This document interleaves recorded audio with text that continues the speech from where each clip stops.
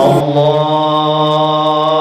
Akbar, Allahu Akbar, Allahu Akbar, Allahu Akbar, Allahu Akbar, Allahu Akbar, Allahu Akbar, Allahu Akbar, Allahu Akbar, walillahil hamd. Allahu Akbar kabira, walhamdulillahi katsira, wa subhanallahi bukratan wa asila. Alhamdulillah, alhamdulillahilladzi ja'ala al-laila wan-nahara khilfatan liman arada an yadhakkara aw arada shukura. Ashhadu an la ilaha illallah wahdahu la sharika lah, alladzi ja'ala fis samai burujan wa ja'ala fiha sirajan wa qamaran munira. Wa ashhadu anna sayyidana wa nabiyyana Muhammadan 'abduhu wa rasuluhu da'iyan ila Allah bi'idhnihi wa sirajan munira. Fallahumma salli wa sallim wa barik ala hadzal nabiyil karim, imamil muttaqin wa sayyidil mursalin, wa ala alihi wa ashabihi wa man tabi'ahum bi ihsanin ila yaumiddin. Faya ibadallah, usikum wa iyaya nafsi bitaqwallah, faqad fazal muttaqun. Faqala tabaraka wa ta'ala, a'udzu billahi minasy syaithanir rajim. Bismillahirrahmanirrahim. Ya ayyuhalladzina amanu taqullaha haqqa tuqatih wa la tamutunna illa wa antum muslimun. Wa qala tabaraka ismuh. Bismillahirrahmanirrahim. Inna a'tainaka al-kautsar fasalli li rabbika wanhar, inna syani'aka huwal abtar. Hadirin wal hadirat, jamaah salat Id rahimakumullah. Menjelang fajar menyingsing di pagi hari, suara tangisan seorang ayah belum juga mereda. Derayan air mata bukannya perlahan mengering, justru semakin deras mengalir membasahi pipinya. Ditambah jeritan hati yang rapuh dan tak berdaya, membuat hati seorang ayah yang sudah mulai sepuh itu kian menjerit hatinya dan merenungi nasib yang kini tengah dialaminya. Ia menangisi mimpi yang dialaminya 3 malam berturut-turut. Mimpi bukan sembarang mimpi. Mimpi bukan mimpi biasa. Sungguh mimpi yang tak mungkin dijalankan oleh manusia biasa. Dalam sebuah riwayat disebutkan, beliau menangis dari pertengahan malam hingga fajar. Betapa tidak, dalam mimpi itu ia diperintahkan oleh Allah Subhanahu wa ta'ala untuk menyembelih anak sematawayangnya yang sangat dicintai dan disayanginya. Sang buah hati satu-satunya yang sekian lama dinanti dan diimpikan. Puluhan bahkan nyaris ratusan tahun ia bersabar, berharap diberi momongan oleh Allah. Sejak menikah hingga menginjak usia sepuh, baru diberi anak keturunan oleh Allah. Namun setelah asik bermanja-manja dengan sang buah hatinya itu, justru Allah Subhanahu wa ta'ala mengujinya dengan menyuruhnya menyembelihnya sebagai kurban. Allahu Akbar. Ini bukan perintah biasa dan bukan untuk manusia biasa. Bagaimana ia tak kuasa menahan tangis di subuh hari itu. Bagaimana hatinya tak rapuh. Di satu sisi ia sangat mencintai dan menaati Tuhannya, Allah Subhanahu wa ta'ala. Beliau adalah Khalilur Rahman, kekasih Allah Subhanahu wa ta'ala. Ia tak mungkin mendurhakainya walau sekecil apapun. Ia akan berusaha menunaikan semua perintah kekasihnya, yaitu Allah Subhanahu wa ta'ala. Tetapi di sisi lain, ia sangat mencintai dan menyayangi anaknya yang sekian lama dinantikannya. Itulah yang tengah ditangisi olehnya hingga menjelang fajar menyingsing di tanggal 10 Zulhijjah. Hingga pada akhirnya, karena beliau adalah orang yang punya keimanan yang kokoh, ia pun akhirnya sadar dan yakin seyakin-yakinnya bahwa bagaimanapun anak yang sangat dicintainya itu adalah pemberian dan karunia Allah Subhanahu wa ta'ala juga. Ia sangat sadar bahwa bagaimanapun cinta dan sayangnya kepada makhluk, ia tidak boleh menjadi penghalang terhadap cintanya kepada Allah Subhanahu wa ta'ala. Singkatnya, sedalam apapun cintanya terhadap makhluk, tidak boleh mengalahkan cintanya kepada kekasih yang sesungguhnya, yaitu Allah Subhanahu wa ta'ala. Hati yang awalnya rapuh dan seakan hancur berkeping-keping, akhirnya utuh kembali. Jiwa yang awalnya lemah tak berdaya, akhirnya kuat kembali. Asa dan harapan yang awalnya nyaris putus, kini terajut kembali. Semua itu hadirin yang dimuliakan Allah, karena iman yang kokoh, kekuatan yakin yang kuat kepada Allah Subhanahu wa ta'ala, sehingga tak mudah terkalahkan oleh apapun. Masih adakah di antara kita hadirin yang dimuliakan Allah yang bisa mengambil pelajaran dari potongan cuplikan kisah yang dahsyat ini? Belum terasa sengatan mentari menyinari embun di pagi hari. Setelah menunaikan fajar, sang kekasih Allah Subhanahu wa ta'ala itu pun mulai mempersiapkan keberangkatannya ke tempat menunaikan perintah Tuhannya di dalam mimpinya itu. Ia meminta izin kepada istrinya untuk menyiapkan pakaian terindahnya untuk sang buah hatinya. Pakaian indah itu pun dipakaikan kepada putra kesayangannya dan didandaninya dengan seindah mungkin hingga bagaikan seorang putra mahkota.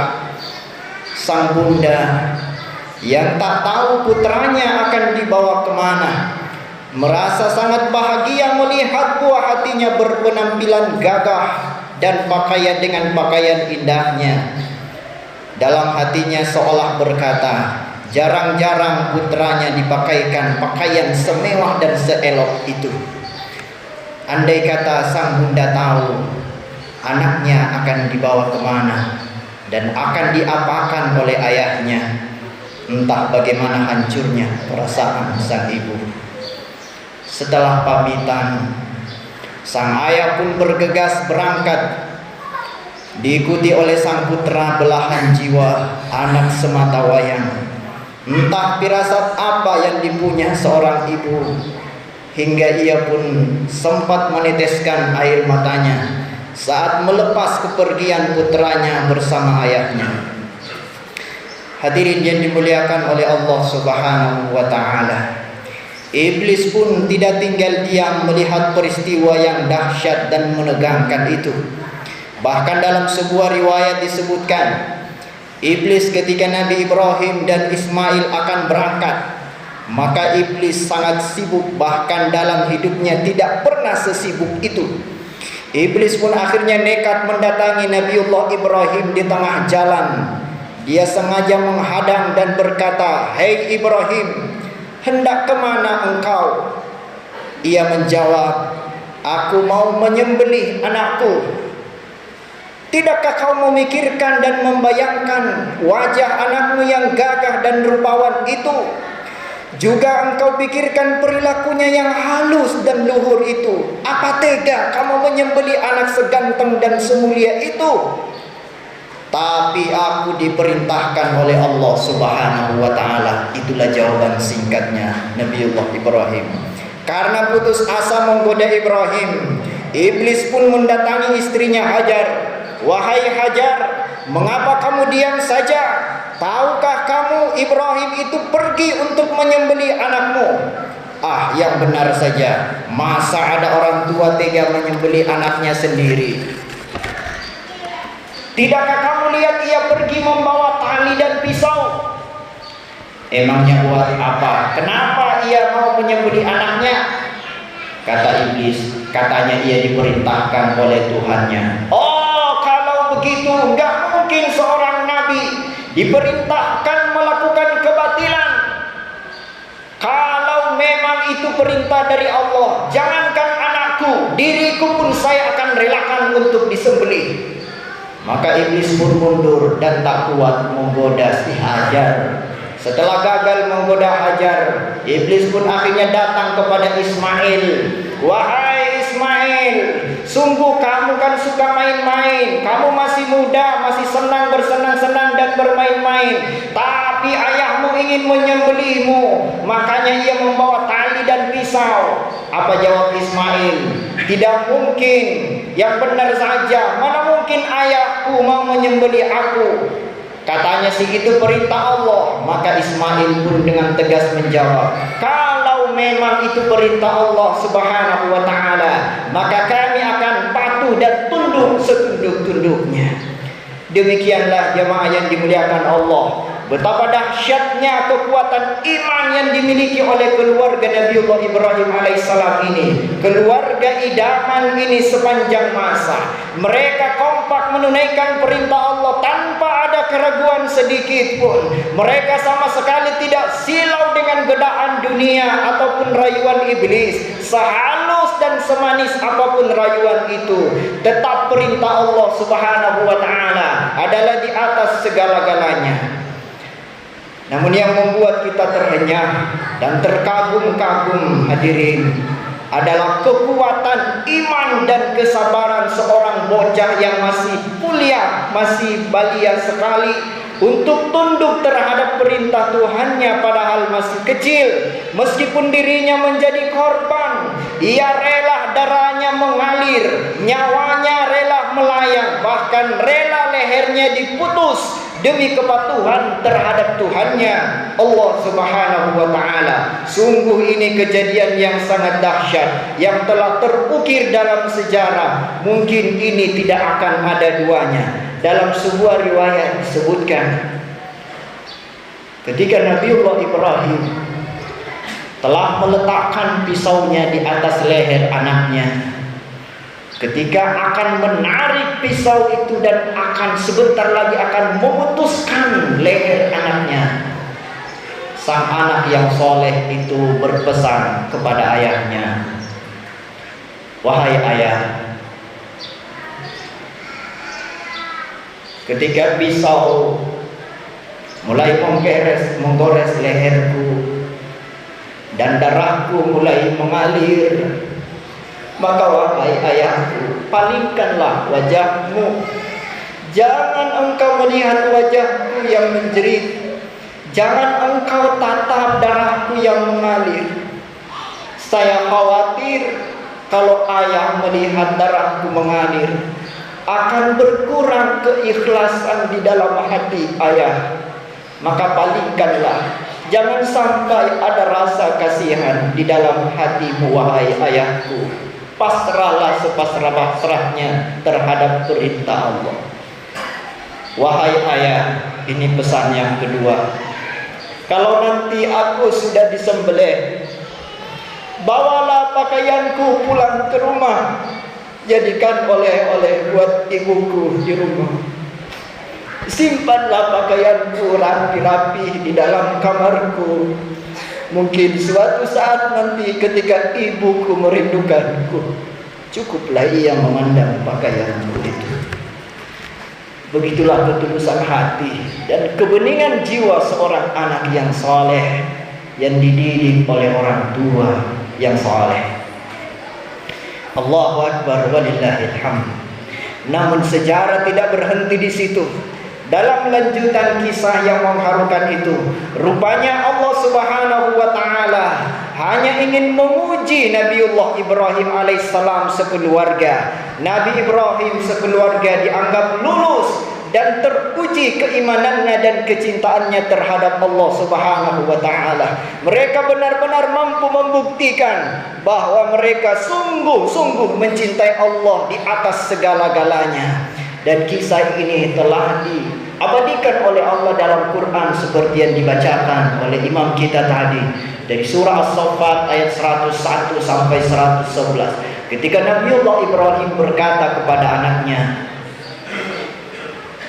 "Wahai anakku, inni ara fil manam anni adbahuka fanzur madza tara." Wahai ayahku, wahai anakku, aku diperintahkan oleh Allah di dalam mimpiku untuk menyembelihmu. Bagaimana pendapatmu? Apa jawaban sang anak soleh? Ya abad if'al. Wahai ayahku, if'al ma tu'mar.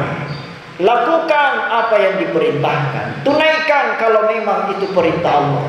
Satajiduni insyaallah minas sabirin. Insyaallah aku akan berusaha menjadi orang-orang yang sabar. Dahsyat sekali manusia mulia ini. Semua kita bisa mengambil pelajaran. Allahu Akbar, Allahu Akbar, Allahu Akbar walillahil hamd. Hadirin jamaah salat Id rahimakumullah. Sebagai bukti cintanya Allah kepada manusia, rupanya Allah Subhanahu wa taala tidak rela, tidak tega seorang manusia dipotong lehernya. Karena Allah Subhanahu wa taala mencintai manusia. Kenapa Allah mengganti manusia menjadi hewan? Ini bukti cintanya Allah kepada manusia, dan ini pelajaran yang berharga di mana Allah Subhanahu wa taala mengajarkan kepada manusia bahwa tidak selayaknya seorang manusia mengorbankan orang lain meskipun untuk kepentingan ritual atau ibadah ritual. Dengan kata lain, tidak boleh mengorbankan ibadah sosial atau hablum minan nas dan demi kepentingan hablum minallah. Loh, Allah saja adalah Tuhan yang disembah dan maha kuasa, tidak rela ada nyawa yang melayang, ada darah yang mengalir demi untuk kepentingan dirinya yang disembah. Allah tidak rela ada manusia menjadi korban demi hanya untuk ibadah ritual. Loh, kalau Allah saja tidak mau ada manusia yang jadi korban, bagaimana mungkin kita akan mengorbankan jiwa apapun namanya, walaupun namanya atas nama jihad? Tidak akan mungkin dibenarkan oleh syariat ada orang demi ibadahnya kepada Allah lalu ada darah yang mengalir, ada nyawa manusia yang melayang. Ini adalah pelajaran berharga dari peristiwa sejarah Nabiullah Ibrahim dan Nabiullah Ismail yang diganti dengan ibadah atau diganti dengan hewan ternak. Allahu Akbar, Allahu Akbar walillahil hamd. Masya Allah, ternyata ajaibnya, dan ini yang patut direnungkan. Ternyata Allah Subhanahu wa taala memerintahkan seluruh umat Islam untuk menyebarkan dan selalu mengucapkan kalimat Bismillahirrahmanirrahim. Kita sering mengucapkan kalimat Bismillahirrahmanirrahim ini. Dan kalau kita renungkan sedikit dari Bismillahirrahmanirrahim, di sana ada dua nama Allah, yakni Ar-Rahman dan Ar-Rahim, yang merupakan dua nama yang bersumber dari satu asal kata yang berarti rahimah, yaitu kasih sayang. Kenapa Allah mengajarkan kita selalu membaca Bismillahirrahmanirrahim? Bahkan disebarkan setiap melakukan apapun harus membaca Bismillahirrahmanirrahim.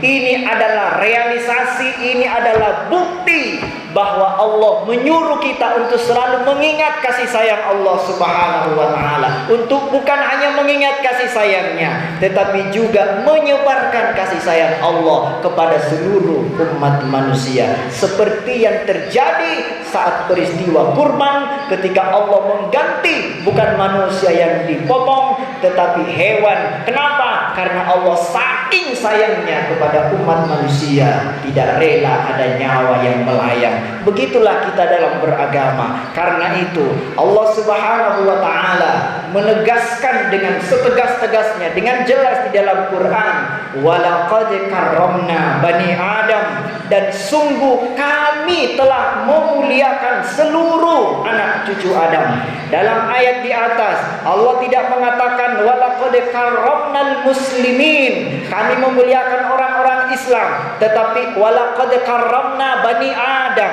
kami memuliakan seluruh anak cucu Adam. Nah, kalau Allah saja memuliakan seluruh manusia, lalu mengapa kita berani mencela dan mencaci sesama manusia atau manusia lainnya? Memangnya kita ini siapa? Loh, Allah saja penciptanya memuliakannya, kenapa kita yang merendahkan? Dalam sebuah riwayat disebutkan bahwa setiap hari langit, bumi dan gunung berdoa dan meminta izin kepada Allah Subhanahu wa taala. Apa kata bumi? Ya Allah, izinkan kami ingin terbelah dan menenggelamkan orang-orang yang berdosa hari ini. Begitupun laut, ya Allah, izinkan kami ingin meluapkan isi airku dan ingin menenggelamkan orang-orang yang berdosa hari ini. Begitupun gunung, ya Allah, izinkan kami ingin meletus dan membinasakan orang-orang yang tidak taat pada hari ini. Begitupun langit, ya Allah, izinkan kami ingin runtuh, menghancurkan orang-orang yang berdosa hari ini. Tetapi apa jawaban Allah ketika alam raya ini sebal melihat perbuatan manusia? Jawaban Allah, da'uni wa khalqi, bukan urusanmu, tinggalkan, biarkan aku dan hambaku. Kalau mereka berbuat dosa, biarkan, itu urusan aku dan hambaku. Kalau dia menjadi orang yang tobat nanti, maka dia akan menjadi kekasihku. Kalaupun dia tidak tobat, urusan aku yang akan membersihkannya. Lau khalaqtumuhum la rahimtumuhum, seandainya engkau wahai gunung, wahai laut, wahai bumi, wahai gunung-gunung, kalau kalian yang menciptakan mereka, kalian juga akan menyayanginya. Kami yang menciptakan, maka kami juga akan menyayangi mereka. Begitulah cintanya Allah Subhanahu wa taala kepada umat manusia yang mesti menjadi pelajaran buat kita. Itulah mengapa di dalam firman-Nya di surah Az-Zumar, Allah Subhanahu wa taala memanggil dengan panggilan mesra khusus, Pak, khusus orang-orang yang berdosa. Apa kata Allah? Qul ya ibadiyalladzina asrafu ala anfusihim la taqnatu min rahmatillah innallaha yaghfirudz dzunuba jami'an innahu huwal ghafurur rahim. Wahai hamba-hambaku yang melampaui batas, wahai hamba-hambaku yang melampaui batas, jangan putus harapan dari rahmat Allah.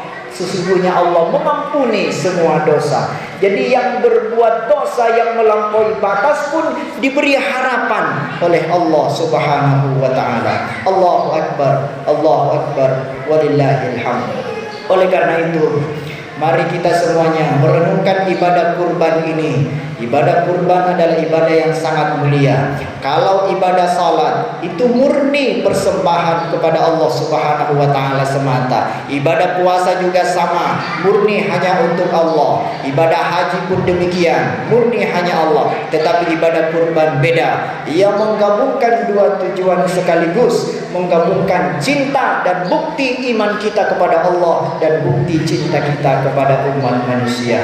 Hadirin jamaah shalain rahimakumullah, sebagai penutup dari khutbah ini, selain ibadah kurban untuk Allah, untuk sesama, ibadah kurban juga berefek kepada diri kita sendiri. Kenapa?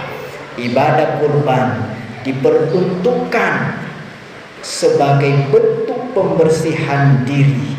Motong hewan kurban adalah simbol memotong atau mematikan hawa nafsu hewani yang ada di dalam diri kita. Setiap kita memiliki sifat-sifat kebinatangan seperti pemarah, sifat rakus, serakah, suka menyerang, menjatuhkan orang lain, serta keinginan-keinginan syahwat yang tidak terkendali. Semua itu harus dijinakkan atau dalam tanda kutip harus dipotong seperti memotong hewan kurban pada hari raya kurban ini. Oleh karena itu, yang diharap dari ibadah kurban bukan hanya berbagi daging yang segar terhadap sesama, tetapi juga diharapkan membersihkan diri dari berbagai sifat-sifat kebinatangan. Dengan kata lain, orang yang telah berhasil berkurban adalah orang yang tidak lagi bersifat rakus dan serakah, apalagi sampai mengambil yang bukan haknya. Ia tidak lagi terbesit dan berniat di dalam hatinya untuk mencela, apalagi menjatuhkan, menghina orang lain. Ia tidak lagi terbuai oleh hawa nafsunya, sampai-sampai ia berani tergoda, apalagi menggoda lawan jenisnya yang bukan mahramnya, apalagi sampai merebut suami atau istri orang lain. Kalau bahasa Al-Quran, yang diharapkan dari ibadah kurban bukanlah dagingnya, bukan pula darahnya, tapi efek dan perubahan sikap dan kebeningan jiwa sebagai buah dari ibadah kurban itu. Itulah yang disebutkan oleh ayat Al-Quran, la yanalallaha luhumuha wala dima'uha walakin yanaluhu taqwa minkum. Daging kurban dan darahnya sekali-kali tidak akan sampai kepada Allah, tetapi yang sampai kepada Allah adalah ketakwaanmu.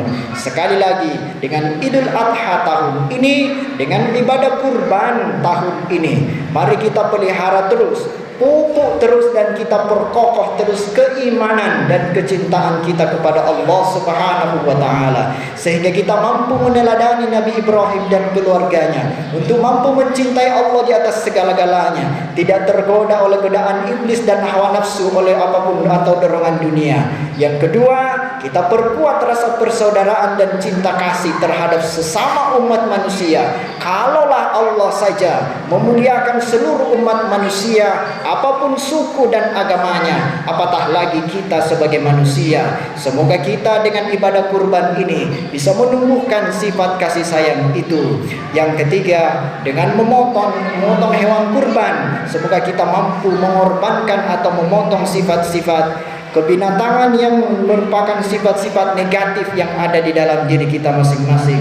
Dan semoga Allah memuliakan kita semua. Barakallahu li wa lakum fil Qur'anil azim wa nafa'ani wa iyyakum bima fihi minal ayati wa dzikril hakim. Taqabbal minni wa minkum tilawatahu innahu huwal ghafurur rahim. Aqulu qawli hadza wa astaghfirullah wa qul rabbi ighfir warham wa anta arhamur rahimin.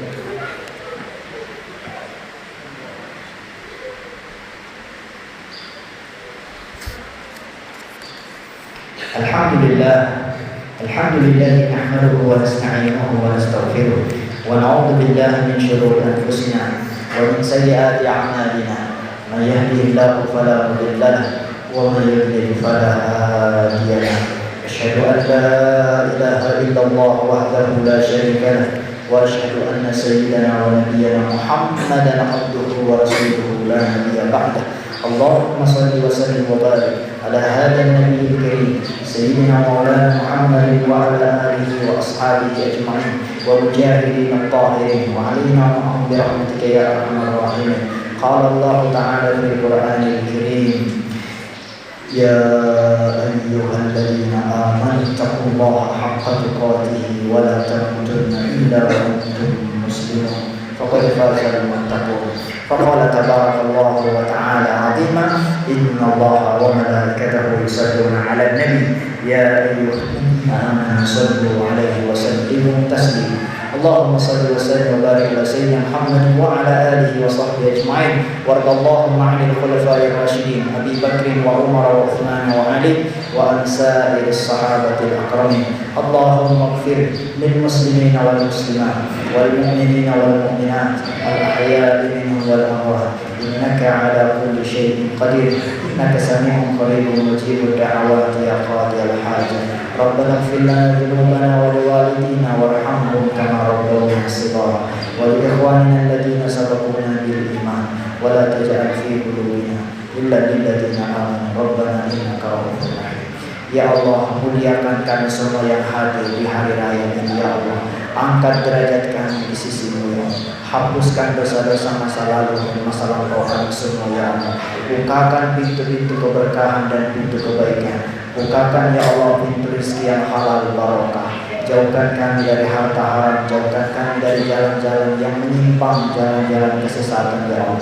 Istiqomahkan kami beribadah sehingga makin hari kami bisa semakin dekat dengan-Mu hingga akhir hayat kami husnul khotimah. Ya Allah, jadikan anak-anak keturunan kami anak-anak yang mengenal-Mu, yang patuh dan tunduk padamu, yang menjadi jalan keselamatan kami orang tuanya ya Allah. Jangan biarkan kami melahirkan anak-anak yang durhaka ya Allah. Semoga anak-anak kami kelak bisa mengurus jenazah kami, memimpin salat kami di hadapan-Mu ya Allah, salat jenazah kami, dan bisa mendoakan kami setiap saat untuk keselamatan kami. Rabbana hab lana min azwajina wa dhurriyyatina qurrata a'yun waj'alna lil muttaqina imama. Rabbana atina fid dunya hasanah wa fil akhirati hasanah wa qina adzabannar wa qina adzabannar wa qina adzabannar.